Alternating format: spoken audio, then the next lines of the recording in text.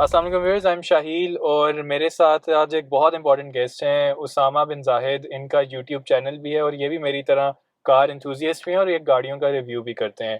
तो आज Usama has been really kind कि इन्होंने हमारे लिए टाइम निकाला है और आज ये अपनी पर्सनल गाड़ी को लेके आए हैं, which is the Honda civic 10th generation, लेकिन 2021। तो ये फेसलिफ्ट मॉडल है। अभी तक हमारे चैनल पे वैसे इसका भी ऑनर रिव्यू नहीं आया हुआ, तो मैंने कहा कि चलो यार, let's have this conversation with you और अपने व्यूअर्स को भी बताते हैं कि इसमें क्या क्या चेंजेस आई हैं। Right. So welcome to our channel जी। Thank you very much, Shahid Saab. Very much assalamu alaikum to all your viewers and thank you very much for letting me come on your channel. दूसरी बात, बिल्कुल शाहिद साहब ने कहा, I also make content. अभी तो मेरा बहुत tiny mini channel है compared to your channel. लेकिन इंशाल्लाह ग्रो करेगा। Yeah. चलें जी उसामा, तो आपके गाड़ी के बारे में थोड़ी सी डिस्कशन करते हैं। अब सबसे पहले तो ये बताएं कि ये गाड़ी आपने कब ली है? शाहिद साहब, ये गाड़ी I bought it in 2021. ये गाड़ी मैंने बुक कराई थी। बाय द वे, मेरे अब्बा जान ने कहा था तुम्हें गाड़ी लेनी है, तो मैंने कहा व्हाई नॉट, मैं मिस कराऊंगी अपॉर्चुनिटी। बिल्कुल। मैंने बुक कराई थी अप्रैल में and I received it in July of 2021. Okay. और अभी तक आपने कितनी चला ली है? It has been driven 12,360. Okay. और आई एम अज्यूमिंग कि इस टाइम पे आपने इसकी मेंटेनेंस भी करवाई होगी। Yes, अभी तक इसकी 4 पीरियोडिक मेंटेनेंसेस हो गए हैं। अच्छा, यूजुअली तो ये 2 होती हैं इस हाँ, टाइम बिल्कुल, पे, आपने बिल्कुल, 4 absolutely. करवा ली हैं। वो उसके बारे में बताइए। उसके बारे में ये बताता हूँ कि my dad is pretty specific about cars वगैरह ना, वो कहते हैं गाड़ियों का ख्याल रखो। तो पहली तो 1000 पे करा ली। Oil change. Yes, okay. Basically गाड़ी आई थी 28 को, we brought it to straight to Lahore और व्हेन वी वेंट बैक तो हमने फौरन जाके इसकी पहले 1000 वाली मेंटेनेंस कराई। Okay. The next maintenance was on 4000, क्योंकि गाड़ी मेरी बहुत कम चलती है। अब आपको मैं एक पर्सपेक्टिव देना चाहूँगा कि इसमें अभी भी जो पेट्रोल चल रहा है ना, दैट्स 255 का हाई ऑक्टेन। ओके। ठीक है, नाउ इट्स लाइक 305। हाँ, तो नाउ यू कैन सी कि मैं कितना कम चलाता हूँ गाड़ी। सही। और अभी मैं इस्लामाबाद से आ रहा हूँ। हाँ, तो एग्जैक्टली। ठीक है, फिर इसकी दूसरी सर्विस कराई मैंने। I had my cousins wedding in Mandi Bahauddin. Okay, या। ठीक हो गया। सिविक तो मैं बहुत आराम से जाता हूँ, आज तक बॉटम आउट नहीं हुई। Can you हाँ, imagine that? तो वहाँ ना बहुत ज़्यादा मतलब रोड खराब एंड दिस एंड दैट। तो आई हैड अ फीलिंग कि गाड़ी की ना अलाइनमेंट आउट है। तो I took it for the third time. उसमें इस गाड़ी की सारी अलाइनमेंट सारी सही हुई, व्हील बैलेंसिंग हुई, तो सब कुछ उस टाइम ठीक ठाक। 20,000 खर्चा बना दिया। तो मैं तो रोने लगा। मैंने कहा नहीं यार प्लीज, इसे 16,000 करें किसी तरह। हाँ। उसके वैसे बाद इसके जो मेंटेनेंस है वो, अगर हम कंपेयर करें जो कोरियन कंपनीज हैं, जी, जी। किया या Hyundai, उससे तो अभी बहुत ज़्यादा फ़र्क है। ये काफ़ी इकोनॉमिकल है उनके मुकाबले में।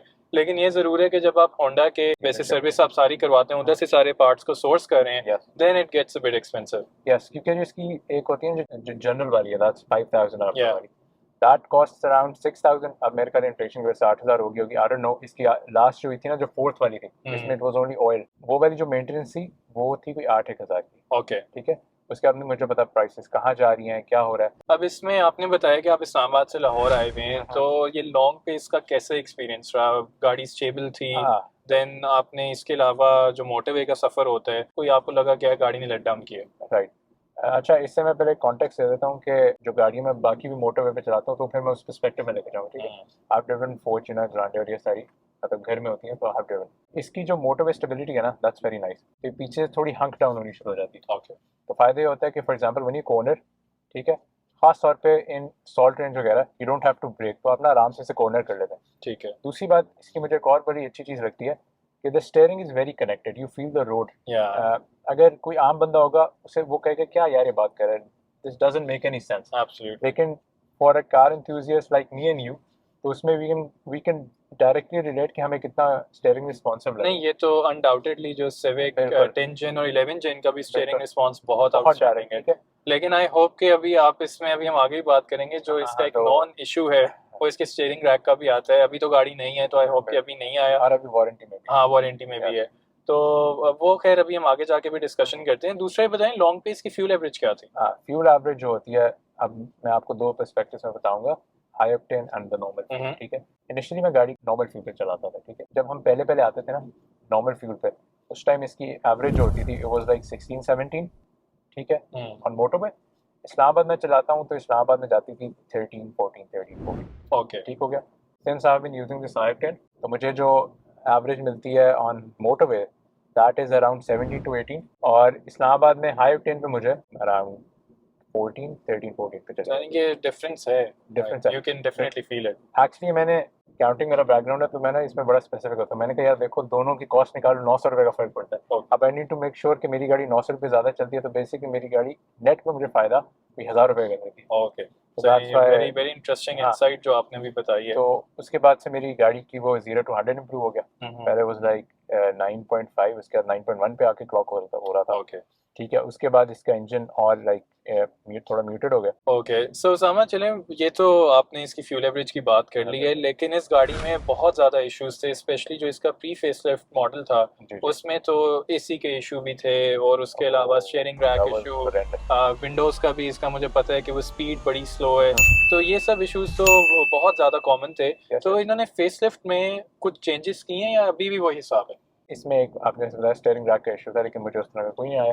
मेरी गाड़ी चली 11,000 है। बाकी मेरे दोस्तों के पास भी है, तो मेरे उन दोस्तों में से भी किसी को एज सच अभी तक नहीं आया जिसका 2020 से ऑनवर्ड है। एक के पास 2018 वाली है, उसको ये मसला आया हुआ है। एनीवे व्यूअर्स, अगर आप लोगों को लगता है कि ये मसला रिजॉल्व हो चुका है तो अपनी राय भी हमसे कमेंट्स में शेयर करें और हमें बताएं कि अगर आपने इसे एक्सपीरियंस किया है कि नहीं।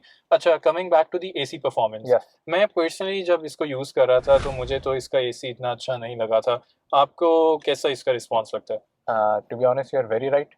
माय फ्रेंड हैड अ 2016, उसकी बिल्कुल ब्रांड मतलब लॉन्च जैसी हुई थी ना, विद इन मंथ और 2 इसकी गाड़ी आई थी, अभी तक भी उसके पास है। ही हिमसेल्फ सेड कि यार सामा तुम्हारा 21 और मेरा 21 में बहुत फर्क है। ओके, ठीक है, हाँ, द टेम्परेचर, बिल्कुल टेम्परेचर बहुत फर्क है।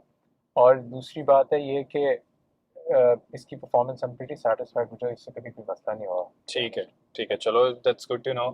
और अब आते हैं जो मिसिंग फीचर्स का एक पार्ट होता है। बीइंग एन ओनर ऑब्वियसली एक विश लिस्ट होती है बनने की कि इस गाड़ी में XYZ कुछ भी चीज़ें हों एक्स्ट्रा, तो क्या अभी तक फील किया है कि इसमें नहीं है? अच्छा, बीइंग अ कार एंथुसियास्ट आपको तो पता है हमारी लिस्ट इज नेवर एंडिंग। या एब्सोल्युटली। पहला जो मुझे फीचर ज़रूरी है, अब बीइंग जब वो गाड़ी चलाते हैं you want the most out of it, right? Absolutely. तो आपको चाहिए कि आपके इनिशियल पॉइंट्स जो हैं वो लग्जरी में हो। तो ये लेदर दे देते थे, क्या मसला है, कितने पैसे ज़्यादा ले लेते थे पहले। शेयरिंग है। अब लेदर पैकेज के लिए आप वैसे ही 2 लाख दे रहे होते हैं, जिसमें आप डैम्परिंग वैम्परिंग सबके पैसे दे रहे हैं, एलईडी फॉग लैम्प्स के पैसे दे रहे होते हैं। तो आप ये भी लेदर करते हैं, इसमें कोई आई डोंट नो कितनी कॉस्ट बढ़ जाएगी। चले, मुझे कंपनी मुझसे ले लेती पैसे, ठीक है।